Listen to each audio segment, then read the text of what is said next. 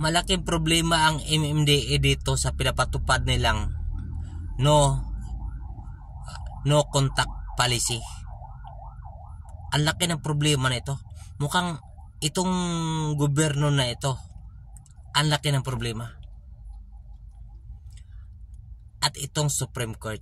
Ano bang nakalagay sa request ng MMDA dyan sa Supreme Court?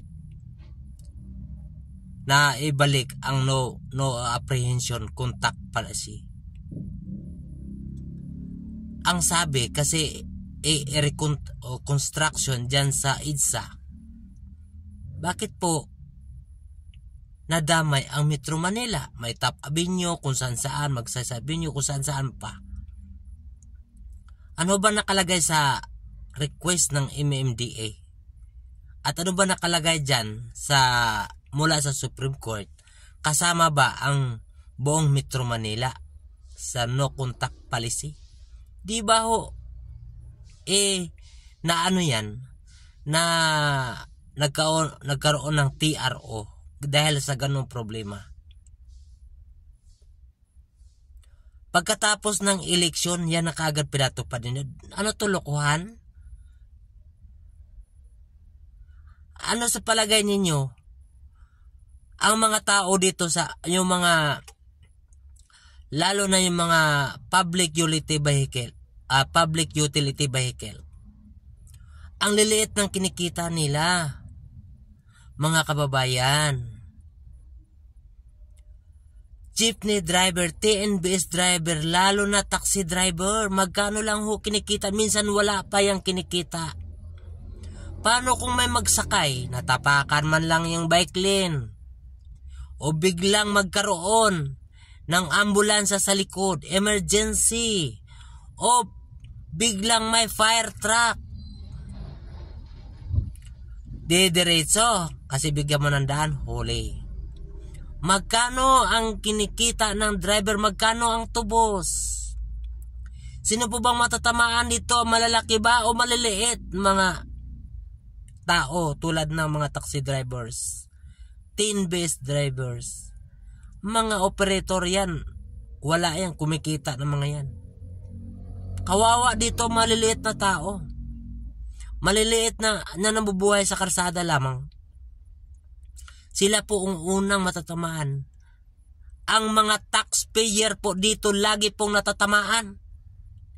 Abay Bongbong Marcos, gumalaw na po kayo. Pakailaman mo na. Mukha yung atang sumusobra ang MMDA. Ang MMDA po dapat po tanggalin na lang, iabulis na po yan. Ano po ba ang trabaho ng mga MMDA? Kailangan ba na magkaroon ng no contact policy? Ano bang nakaloob sa batas diyan?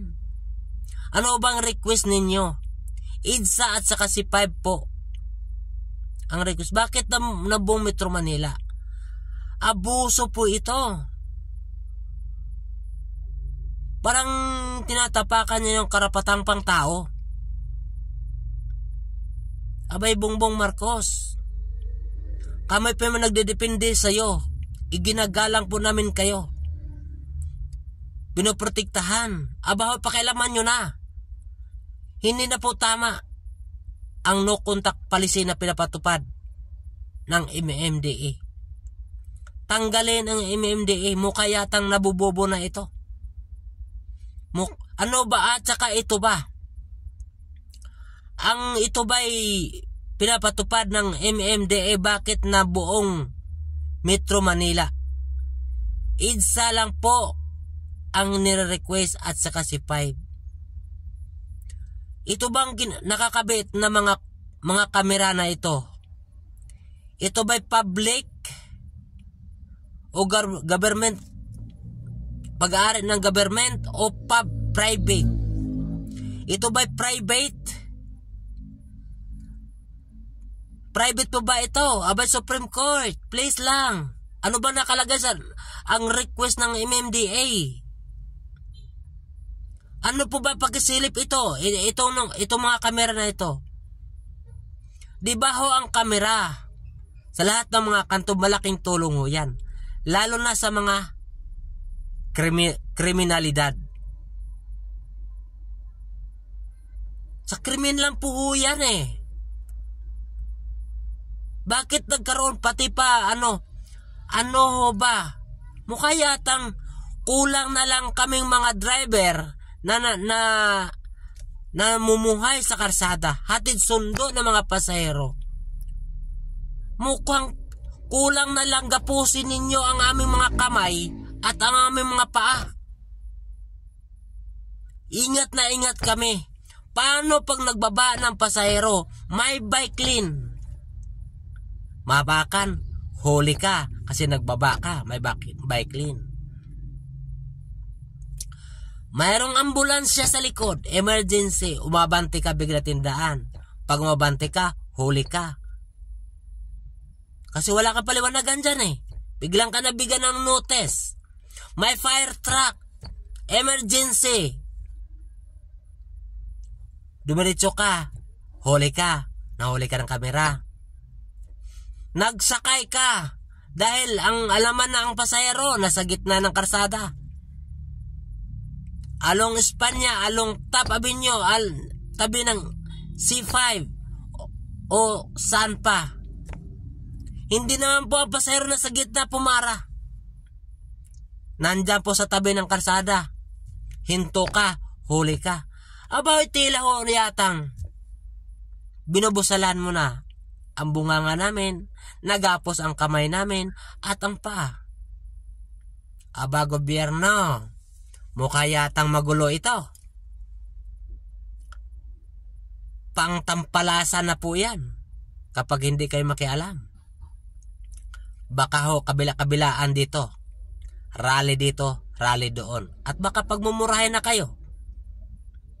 Hindi po tama. Maling-mali ang pinatupad din ng no contact policy. Anong ginagawa ng mga traffic enforcer ninyo na pinapasahuran ng galing sa kaba ng bayan? Anong ginagawa ng mga traffic enforcer ninyo nangungutong lamang? Hindi ba dapat ninyo yan ang titingnan?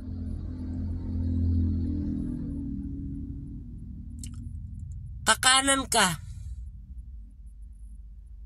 Nandyan yung bike lane sa kanan. Napakan mo na, nahuli ka. Wala ka na paliwanag dun. Mayroong pinakailaman ng mga traffic enforcer ang traffic light. At gumana ang traffic light. At pinaabante kami. Kahit gumagana at naka-stop. Huli ka. Kasi naka-stop, nag-go kayo. Ilan?